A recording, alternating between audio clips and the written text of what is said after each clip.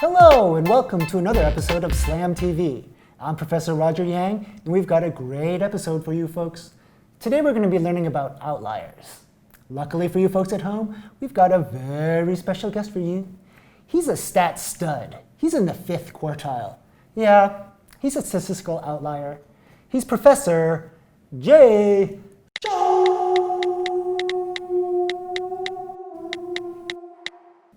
Jay? Hey, Jay. Jay Cho. Sorry, Roger. I was just checking my messages.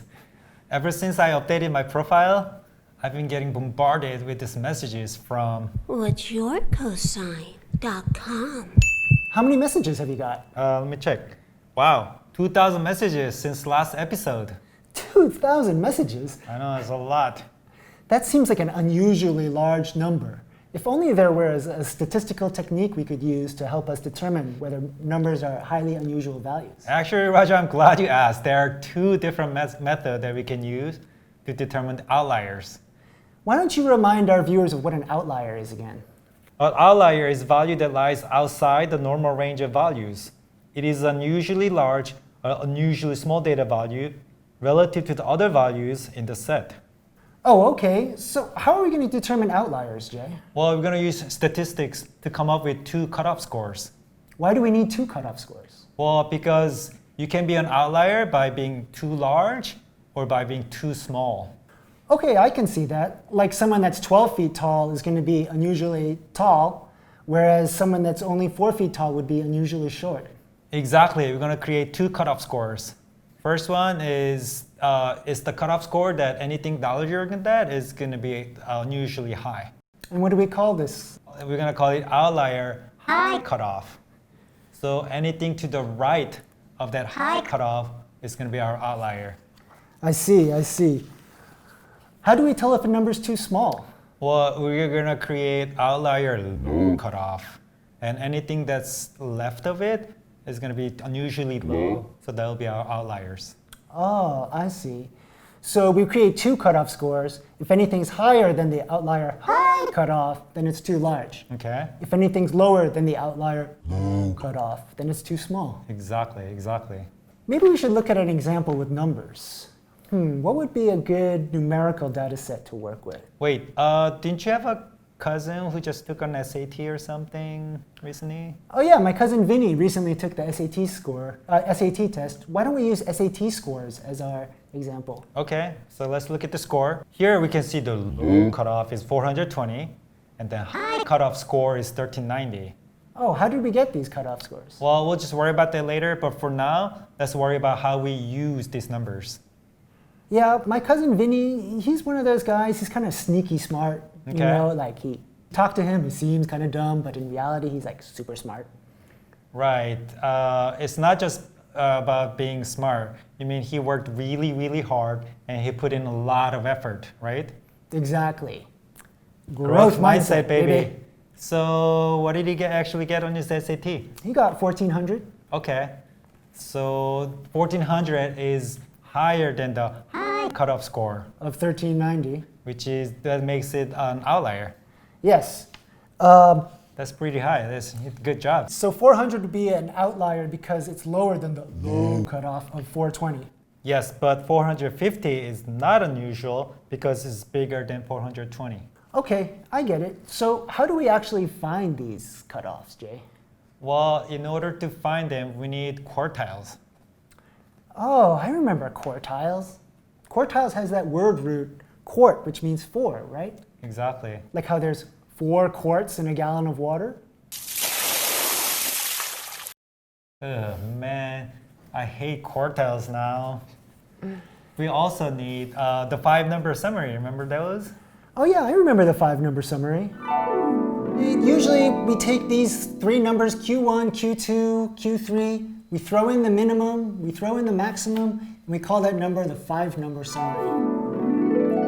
We have the min, the first quartile Q1, the median, the third quartile Q3, and the maximum. Right, exactly. From there, we're going to calculate a number called interquartile range, also known as the IQR. How do we find that? Well, first, we're going to subtract 2 quartiles. So Q3 minus Q1. So Q3 minus Q1 is the interquartile range. Exactly. And after we get that number, we're going to stretch it a little bit by 1.5. So to do that, we're going to take the IQR and we're going to multiply that by 1.5. Exactly. Then And, what? then we're going to add that to Q3 to find out the high cutoff. So the outlier high cutoff is Q3 plus 1.5 IQR. Exactly. How do I find the low cutoff? Well, it's almost exactly the same. Instead of going adding to Q3, we're going to subtract that from Q1. So Q1 minus 1.5 times IQR. And that's going to give us the outlier low cutoff. Exactly. You know, I think our viewers would probably appreciate us going through this with a numerical example. Can you think of a good numerical example for us to do? Well, actually, you know, I was thinking the other day, it's very important to have very comfortable shoes. Right. Right. Very important. Very important. So maybe we can use shoe prices as an example. Oh yeah, let's use shoe prices as our example. Okay. So if we look up the first quartile of shoe prices and the third quartile of shoe prices, what do we get? It's $50 for Q1 and $80 for Q3. Oh, okay, so we need to calculate the IQR. Right, IQR is, again, Q3 minus Q1. So that's 80 minus 50. The IQR is 30. Right, then we're going to stretch by a little bit, right, by multiplying 1.5. Oh, okay, so 30 times 1.5 is going to give us $45. Exactly. So in order to find the high cutoff, we're going to add that to Q3. So Q3 plus 1.5 IQR would be 80 plus 45, which gives us $125. Exactly. How do we find the outlier low cutoff, Jay? Well, we're going to subtract that from Q1. So Q1 minus 1.5 times IQR. So 50 minus 45 gives us $5. Exactly. So $5 is going to be our low cutoff. So anything between $5 and $125 will be just normal range. And anything more than $125 is an outlier high. And then anything lower than $5 is going to be outlier. Ah, I see. Those are some fancy shoes. Oh, these? These are the Nike Air Jordan 1 High OGs. Wow, sounds very fancy. It's pretty fancy. How much did you pay for? Ooh, these were $175. Wow, that's Yeah. definitely an outlier. Yeah, it's a little bit past the $125 outlier cutoff. That makes it outlier. Exactly. Oh, those shoes look pretty cool. What are those shoes? What does it even say? It's just old. It says Nike Air Gordon Pioneer 2 High OG or something. Oh, where'd you get this? At the PCC flea market First Sunday of every month. from 8 a.m. to 3 p.m. Admission's free. And I only paid for $6. That was a bargain. $6? That is a bargain. But does that make it an outlier though? Well, it's to the right of the outlier cutoff low of $5, so it's not quite an outlier. Oh, I should have bargained harder, huh? Okay, let's see if getting 2,000 messages is an outlier now, Jay. Right, so in order to do that, we need to get Q1 and Q3 of number of messages received in a week. How are we gonna find that? Oh, I have a hacker friend. Let me call my hacker friend, Hacker Heidi. Okay. Hey, Heidi, how's it going? Oh, it's you? It's been a long time.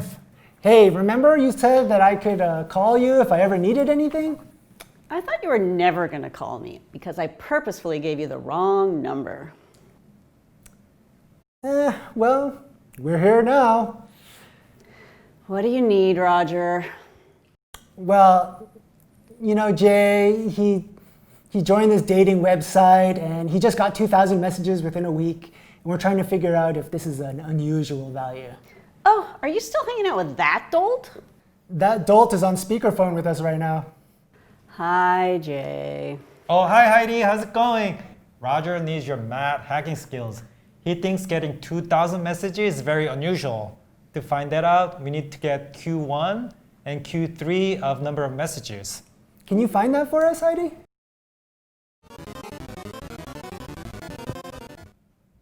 Okay, I texted you the results you wanted. Got it, Heidi. Thank you, Heidi. Now that we have this data from Hacker Heidi, we can use this data to show our students how to calculate the outlier cutoffs. Okay. We have Q3 and then Q1. Q3 is 7 messages and Q1 is 3 messages. Oh, okay, so we can use this to calculate the IQR, which is Q3 minus Q1. That gives us 7 minus 3, which is equal to 4. Right, so that IQR is 4, and then we're going to have to stretch it a little bit. So we're going to go 1.5 times IQR. 1.5 times 4 is 6. Right, and then we're going to just have to add that to Q3. So Q3 plus 1.5 IQR would be 7 plus 6, which is 13. Ooh, 13 is the high cutoff.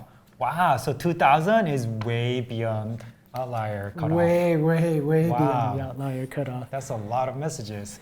What about the outlier cutoff? Well, we're going to subtract from Q1. So Q1 minus 1.5 IQR. That's going to be 3 minus 6, which is negative 3. Exactly. Wait a minute, you can't get negative messages. Yes, you can. You can get negative messages, but you just can't get negative number of messages. Oh, you mean you can get negative messages like, I don't like your shoes. Excuse me? I don't like your face. Rude. Anyways, what does it mean to get a negative 3 as an outlier cutoff low practically? Well, practically, you can't really receive less than 0 messages, right? That's true. So getting 0 messages is not that unusual. You know, not everyone can get 2,000 messages like me. Well, you did have a pretty killer dating profile. I think I've been just having a good hair days. It's about my hair. You know, 2,000 is such a big outlier compared to the outlier cutoff of 13. I think we need to look and see, was the data collected properly? Was it recorded properly? Maybe there was some error in the equipment. Wait, you don't think I got 2,000 messages? I don't think I care for your insinuations, sir. Whoa, calm down, Jay. Sheesh. Huh, look at the time. It's getting kind of late. We'll have to continue this next episode. Oh no!